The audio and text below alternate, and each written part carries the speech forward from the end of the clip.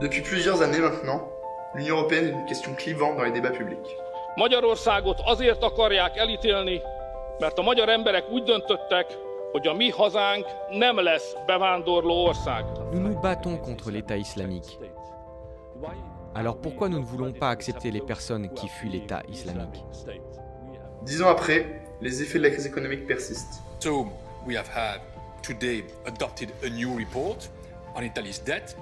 A debt-based excessive deficit procedure is warranted.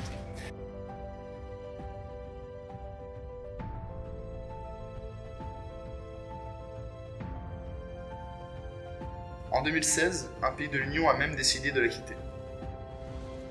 The British people have voted to leave the European Union, and their will must be respected. C'est un échec cuisant pour Theresa May. Les députés ont dit non à l'accord qu'elle défendait sur le Brexit. L'Union européenne est plus que jamais remise en cause. Mais finalement, qu'en pensent les jeunes générations? L'Union européenne peut leur paraître naturelle. Ils sont nés dans l'Europe de Maastricht, ils sont nés avec la libre circulation, ou encore avec Erasmus. Pourtant, elle semble rester silencieuse face aux multiples crises dont l'Union européenne fait l'objet. Montée de l'euroscepticisme, crise migratoire ou encore déséquilibre économique entre les États. Face à ces multiples défis, nous avons décidé d'aller à la rencontre des jeunes pour leur donner la parole.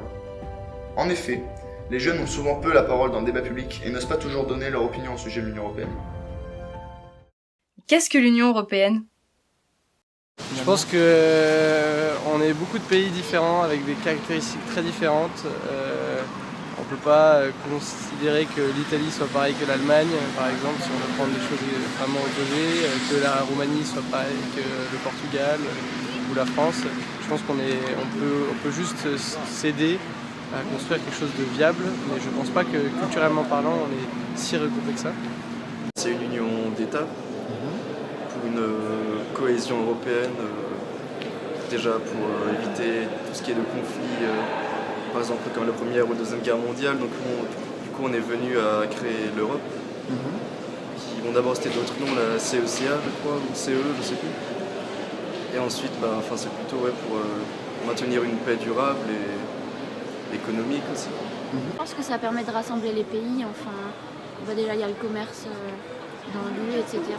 Par rapport à l'économie du pays, ça peut aider à reprendre de l'argent, je pense. Parce qu'au départ, c'était une belle idée, du moins dans l'esprit des gens, pas forcément de ses créateurs, mais à l'heure actuelle, l'Union européenne, c'est l'abandon de toute souveraineté, toute possibilité de démocratie nationale.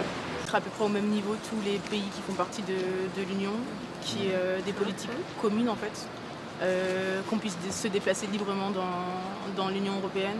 Je pense avec Schengen, je ne sais pas si c'est encore vraiment d'actualité, c'est une question d'actualité. Après quoi d'autre? Monnaie commune. C'est ça, de pouvoir créer un groupe soudé pour des décisions, pour des actions, pour tout ce qui entoure justement les pays d'Europe, de pouvoir avoir une discussion et arriver à un point unanime, quel que soit le sujet. Par exemple par rapport aux politiques écologiques et des trucs comme ça, pour que tous les pays européens, de l'Union européenne, soient sur la même longueur d'onde. Te sens-tu européen? Non. Non, honnêtement non. Je me sens pas européen. Je me sens français, fièrement français, chauvin même. Non, pas forcément européen. J'ai pas l'impression de faire partie d'une entité spécifique. Oui, quand même, surtout à Strasbourg, c'est une ville européenne, le siège européen. Donc moi je me sens européen. On est plutôt avantagé à ça comparé au reste de la France, je trouve. Surtout avec l'histoire d'Alsace qui est pas mal centrée sur l'Europe. Donc je trouve que je suis plutôt européen. Et français aussi. Je suis né là, j'ai la culture italienne, je suis grandi en Italie, mais comme j'avais dit à votre collègue, j'habitais un peu en Espagne, j'habite ici maintenant. Donc je suis italien, qui habite aussi dans toute l'Union européenne. Et chacun, il a un peu, sur la base de ses expériences, donc qu'il a plutôt voyagé, qu'il n'a jamais sorti de l'Italie, il a clairement une perception qui c'est différent. L'Union européenne, c'est pas si facile comme peut-être aux États-Unis parce qu'on ne parle pas la même langue non plus. Donc une fois que je passe les confines, je dois parler une autre langue, clairement. Donc ça n'aide pas pour avoir un sentiment d'Union européenne. Mais quand même, je crois que ma génération surtout, qu'il peut voyager, qu'il peut aller dans un pays de l'Union européenne, juste en montrant, pour montrer la carte d'identité et donc il peut entrer dans chaque pays. Je crois qu'il a pris ça comme quelque chose d'un peu évident. Donc oui, mais je peux voyager, par exemple, il n'y a pas de problème. Mais ça veut dire être citoyen de l'Union européenne. Citoyen, on peut avoir beaucoup d'identités, ça ne pose pas un problème.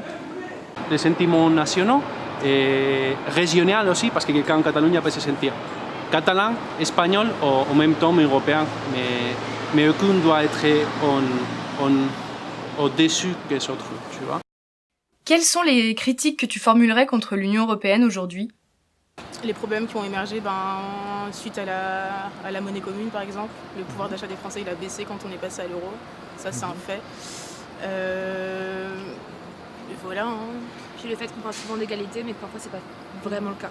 Ouais, parce que quand on va... C'est des grosses décisions très importantes et c'est souvent relatif à de l'argent puisqu'il y a des pays qui ne peuvent pas concurrencer d'autres pays de l'Union européenne par rapport à l'argent. C'est ça, par exemple, une question qui est vraiment d'actualité, le prix du carburant. Quand on est en France, le litre c'est plus d'€1, soit c'est quasiment 1,70 € pour l'essence et si tu vas dans les pays de l'Est, c'est moins d'€1 le litre. Alors qu'on est en Union européenne, ça devrait être à peu près pareil pour tout le monde, quoi. Il y a un manque d'explication entre les décisions prises par l'Union européenne qui doivent être implantées en France et qui forcent justement des lois en France, parce que forcément les traités internationaux sont plus forts. Et je pense que l'avis des peuples doit être peut-être un peu plus prise en compte sur certaines décisions. Mais ça passe aussi par la sensibilisation et les élections qui sont aujourd'hui avec un nombre de votants dérisoire. Les plus petits pays n'ont peut-être pas le même pouvoir que les grands. J'ai pas forcément de critiques. Après, c'est pas quelque chose sur lequel je m'intéresse beaucoup. Il y a beaucoup de choses positives comme des choses négatives, mais je retiens beaucoup plus du positif. Aussi des pays comme la Grèce qui ont beaucoup de problèmes financiers, mais même si on essaye d'un certain point de vue de les aider, on n'y arrive pas forcément. Donc de ce point de vue-là, on pourrait se demander s'il y a vraiment une utilité à l'Union européenne. Que du coup, la France, pas forcément la France, mais que certains pays prennent pour d'autres. Genre par exemple la Grèce ou l'Espagne, ou même l'Italie, peut-être que... surtout du scandale au niveau de la Grèce, comme quoi qu'ils ont trompé un peu leurs chiffres pour pouvoir rentrer dans l'Europe. Quels sont les avantages que tu vois à appartenir à l'Union européenne? L'avantage concret que m'apporterait l'Europe, vous parliez d'Erasmus il y a 2 secondes, je pense que ça c'est un des avantages énormes, mais aujourd'hui les traités internationaux font qu'on n'en va dans tous les pays du monde. Alors oui, on est plus aidé, ça c'est vrai, et ça c'est bien. On encourage la mobilité, et il y a des étudiants qui ne pouvaient pas partir aujourd'hui qui partent, donc ça c'est très bien. Déjà, pas de frontières, pas besoin de visa pour aller dans tous les pays d'Europe. Possibilité d'études et de travail à peu près un peu partout en Europe du coup. Avec des partenariats qui se créent dans les universités, dans les entreprises. Ouais, surtout avec l'Allemagne. Notre génération elle est née où les frontières étaient déjà abolies, l'espace Schengen existait déjà, on ne s'est pas rendu compte vraiment de l'abolition de ces frontières, donc pour moi c'est évident qu'on puisse passer d'un pays à un autre comme ça en Europe. Mais oui, après sur le plan social, j'ai pas l'impression que ça soit un truc démentiel non plus. Il n'y a pas vraiment de réformes qui sont prises. Elle n'est pas attractive que pour nous, elle est attractive aussi pour beaucoup d'autres pays, notamment l'Asie. Et on ne se rend pas toujours forcément compte que c'est vraiment une union unique et quelque part on a beaucoup de chance quand même de faire partie de l'union. Puis pas que pour les études, pour profiter justement qu'on puisse aller dans les pays dans les autres pays. Genre là en Allemagne on n'a pas besoin d'une démarche pour aller faire nos courses à pied. Donc oui, c'est un avantage. Enfin, moi, j'ai pu habiter ici, j'habitais à Strasbourg il y a 2 ans pour travailler et ça, c'est aussi grâce à l'Union européenne. Quelle réaction as-tu face à la réponse à la crise migratoire? Je trouve que c'est bien qu'on ouvre nos portes justement pour aider les gens qui en ont besoin. Et, je trouve qu'on ne devrait pas critiquer sur ce genre de choses parce que ça permet justement d'aider les gens et je trouve que c'est important. Chaque pays devait accueillir un certain nombre de migrants, mais les pays n'ont pas tous respecté leurs engagements et donc l'Italie a pris plus de migrants qu'elle n'était censée en prendre. Donc la population a vu ça comme une menace un peu, enfin de ce que j'en ai entendu. Et c'est pour ça aussi qu'il y a eu la montée de l'extrême droite, mais il y a eu cette montée aussi, on la voit aussi en Allemagne avec l'AfD ou en France avec Fondation. On parle en ce moment surtout de l'entrée, enfin la migration, des choses comme ça, où on veut fermer les frontières en érigeant des murs. Enfin, c'est plutôt aux États-Unis, mais surtout dans le sud-est de l'Europe, on veut mettre des frontières avec des grillages, ou vraiment des frontières, enfin comme un rideau de fer, on va dire. Que penses-tu du Brexit ? La presse bourgeoise, enfin tout le monde en fait, il y a une sorte de consensus pour dire qu'il faudrait revoter parce que le peuple a mal voté et que le peuple est idiot. Ça prouve encore une fois que le projet européen est absolument pas démocratique, c'est l'inverse, c'est même complètement l'inverse. Quand on émet dans les médias la possibilité de revoter, c'est quoi d'autre que une dictature en fait. Quand le peuple vote pas bien et qu'on lui dit de revoter, c'est extrêmement inquiétant et je trouve que la facilité avec laquelle la presse française et anglaise répète cette chose-là et enfin, déconcerte. J'ai vu dans Le Monde récemment, dans un titre, c'était l'espoir que l'Angleterre reste dans le lieu et tout. Enfin, c'est absolument scandaleux de dire ça. Je sais pas si ça va un peu les mettre... comment dire,